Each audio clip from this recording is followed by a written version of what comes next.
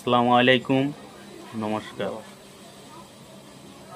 প্রিয় ইউটিউবার বন্ধুগণ, আমরা দুইটা চাচা বাতিজা, আমরা একটা নতুন চ্যানেল খুলেছি। চ্যানেলটার নাম হচ্ছে AH ভ্যারাইটি প্রোডাকশন 786। তো দয়া করে আপনারা সবাই সাবস্ক্রাইব, লাইক, শেয়ার, কমেন্ট করবেন। এটা আপনাদের কাছে আমার বিনম্র অনুরোধ রইল।